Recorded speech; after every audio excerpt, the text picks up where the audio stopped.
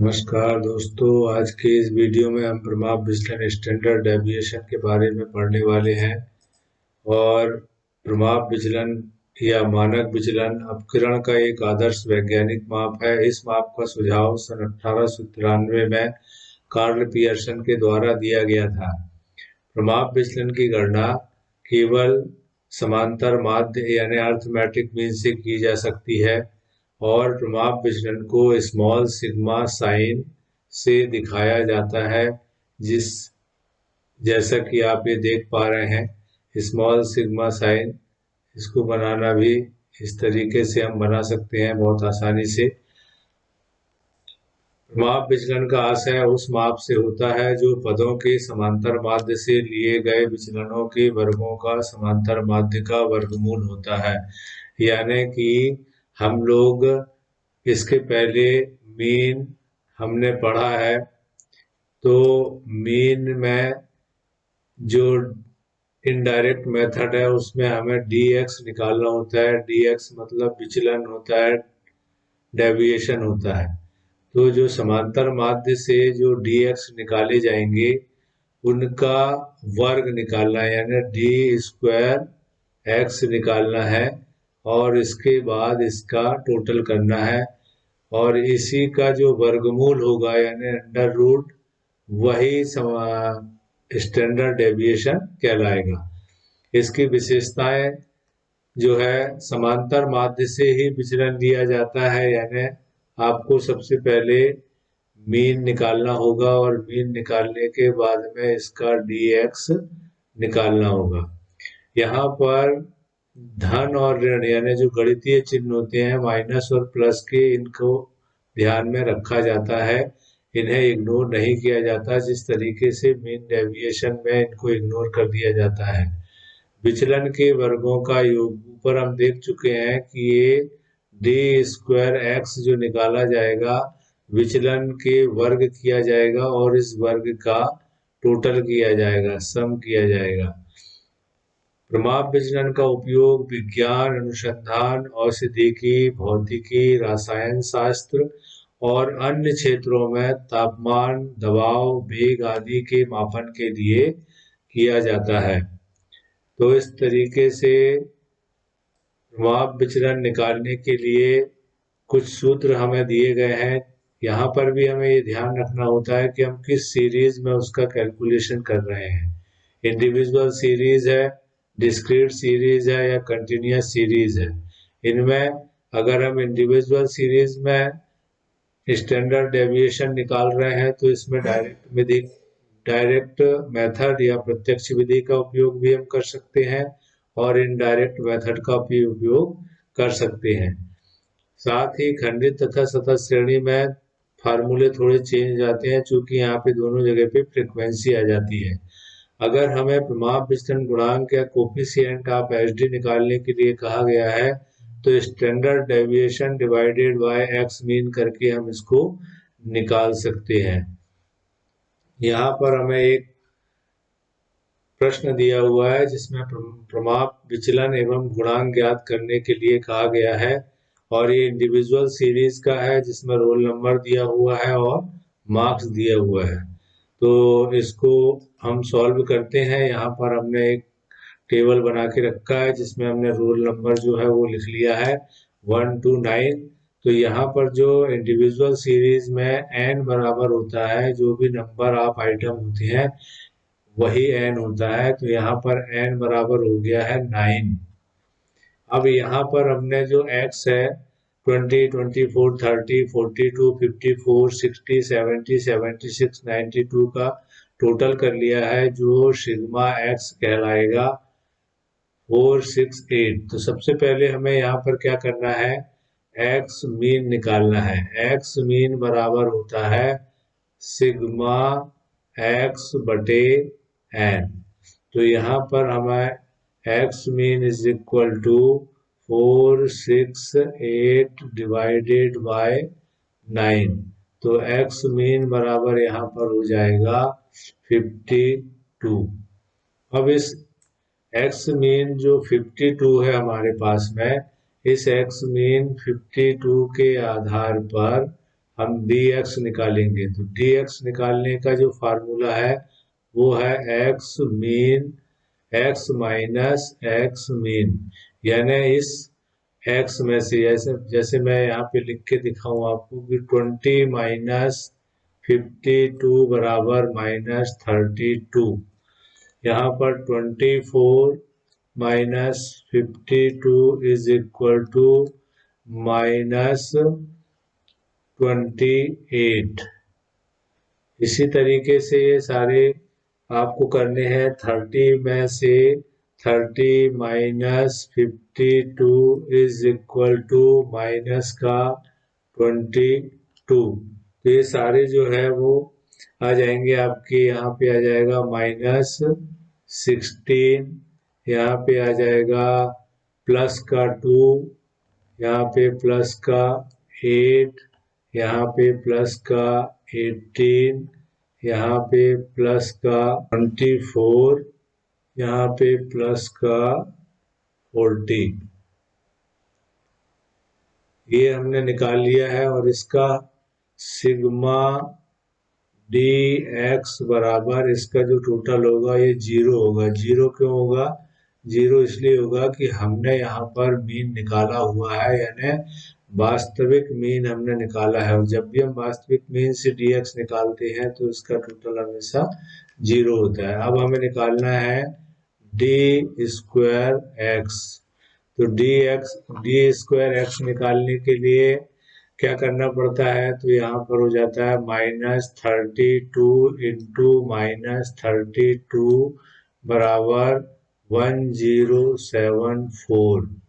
तो ये जो है माइनस इंटू माइनस क्या हो गया? प्लस हो गया। तो ऐसे ही सारे हम निकालेंगे। तो यहाँ पर हो गया 784, यहाँ पे हो गया 484, यहाँ पे 104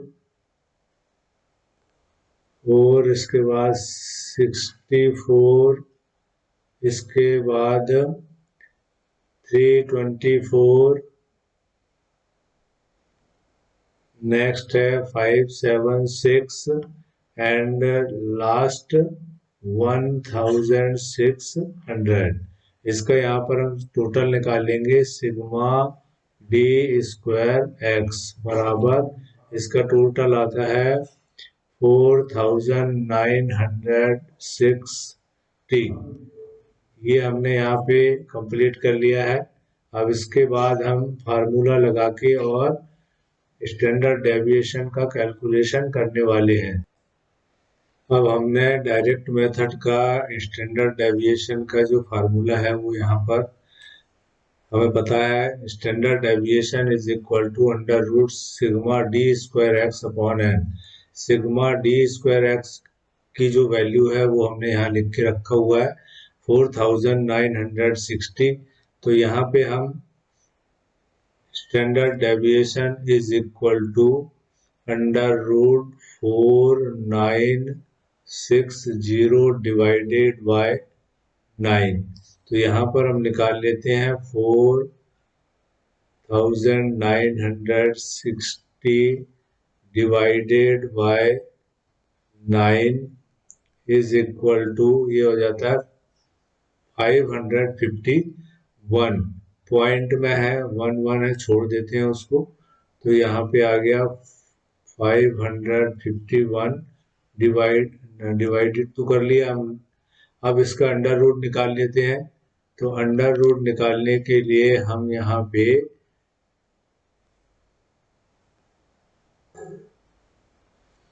551 अंडर रूट 23.47। तो ये जो है हमारा स्टैंडर्ड डेविएशन आ गया है। अब अगर हमें गुणांक निकालना है, प्रमाप विचलन गुणांक के बारे में हमसे निकालने के लिए कहा गया है। तो कोफिशिएंट ऑफ स्टैंडर्ड डेविएशन उसको बोलते हैं, कोफिशिएंट ऑफ एसडी। तो इसका जो सूत्र है standard deviation divided by x mean. तो स्टैंडर्ड डेविएशन आ गया 23.47 डिवाइडेड बाय एक्स मीन आया था 52 इज इक्वल टू, तो यहाँ पर डिवाइड कर देते हैं इसको 52 से और इज इक्वल टू हो जाता है 0.45 0.451। तो ये जो है गुणांक निकल के आ गया। इस तरीके से हमने इंडिविजुअल सीरीज में डायरेक्ट मेथड से स्टैंडर्ड डेविएशन का कैलकुलेशन कर लिया है। अब हम इंडिविजुअल सीरीज में इनडायरेक्ट मेथड से भी इसको सॉल्व करके देखते हैं। अब हम उसी प्रश्न को यहाँ पर इनडायरेक्ट मेथड से सॉल्व करेंगे, इसमें स्टैंडर्ड डेविएशन को निकालेंगे। तो इसके लिए रोल नंबर हमने लिखा हुआ है और n इज इक्वल टू 9 हमें पता है।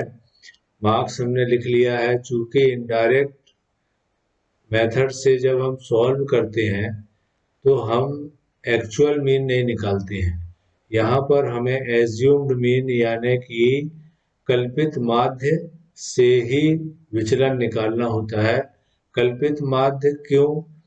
यह विधि कब उपयोग में आती है? इस विधि का उपयोग तब होता है जब हम वास्तविक माध्य निकालें और वो पॉइंट्स में आ जाए, दशमलव में आ जाए, तब ऐसी स्थिति में डेविएशन निकालने में थोड़ी सी प्रॉब्लम होती है। इसलिए हम एक राउंड फिगर नंबर को कल्पित माध्य या एज्यूम्ड मीन मान के और यहाँ पर dx निकाल लेते हैं। जैसे हम यहाँ पे dx निकालते हैं तो dx के लिए हमने मान लीजिए a इज इक्वल टू मान लिया है 54। तो अब इस 54 के आधार पर हमें dx निकालना है। तो dx इज इक्वल टू हो जाएगा x minus a।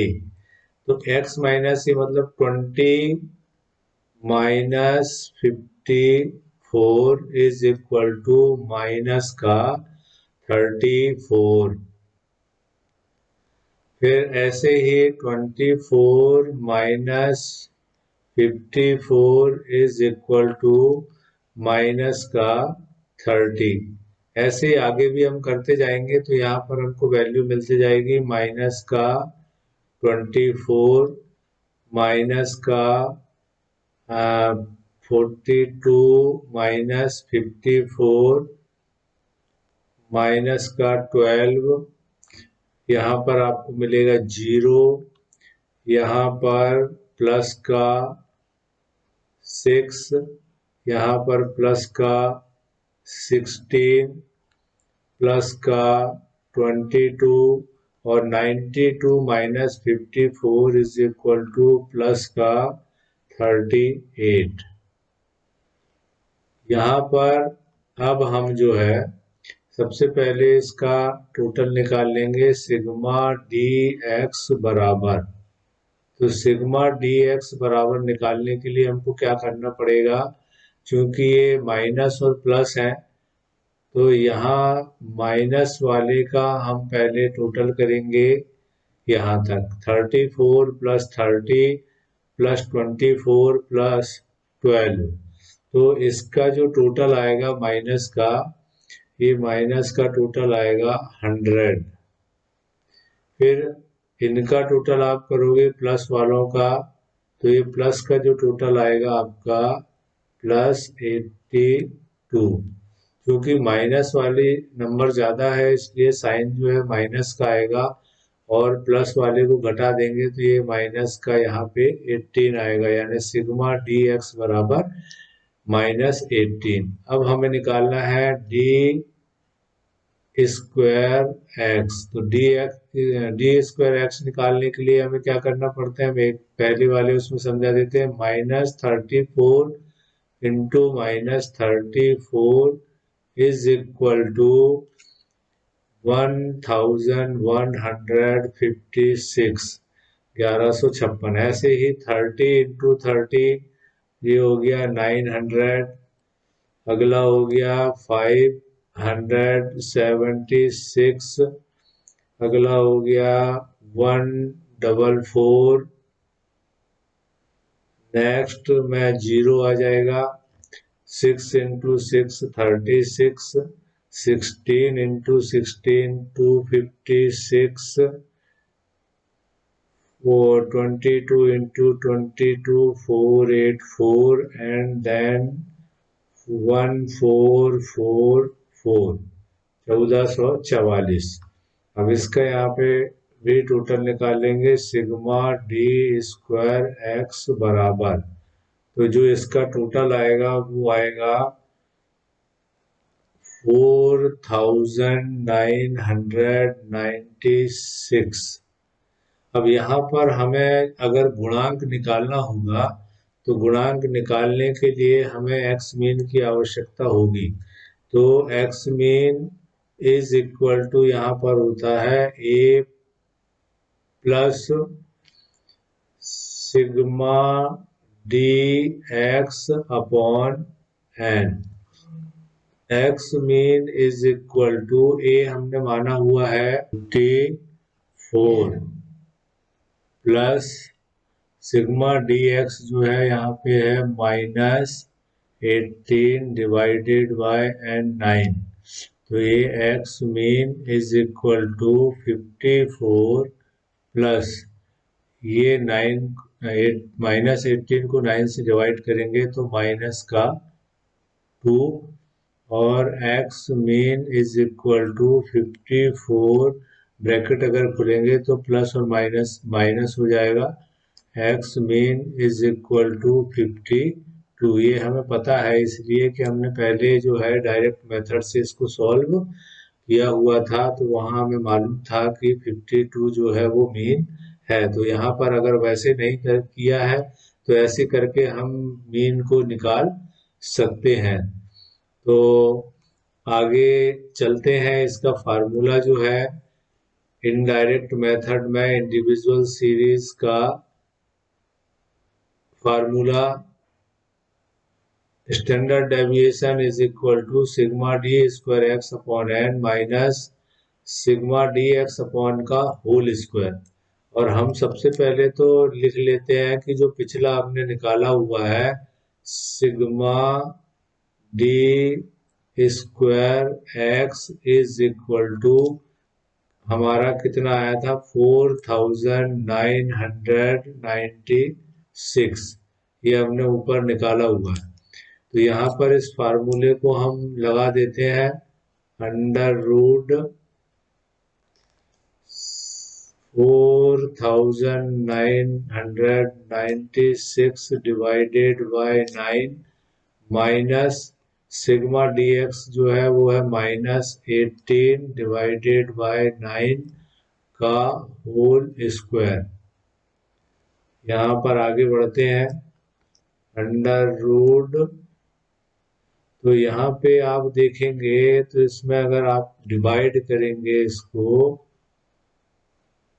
4996 divided by 9 is equal to आएगा 555.11। तो पॉइंट को छोड़ देते हैं, हम यहाँ पे लिख लेते हैं 555 माइनस, और ब्रैकेट को वैसे ही रखते हैं और -18 में 9 से डिवाइड करते हैं तो ये हो जाता है माइनस का 2 और ये हो जाता है स्क्वायर। तो यहाँ पर आगे जाके हम इसको करेंगे तो 555 माइनस इसका स्क्वायर करेंगे 2 इंटू 2, तो ये माइनस का है तो ये प्लस का हो जाएगा 4। और यहाँ पर आप देखेंगे ये आ जाएगा 551, और 551 का जो है हम 551 का अंडर रूट निकालेंगे तो आएगा 23.47, और गुणांक वैसे ही निकालेंगे जैसा हम पहले निकाल चुके हैं। तो ये हो गया इंडिविजुअल सीरीज में डायरेक्ट और इनडायरेक्ट मेथड से स्टैंडर्ड डेविएशन की गणना। मुझे उम्मीद है आपको समझ में आया होगा। बहुत बहुत धन्यवाद, थैंक यू।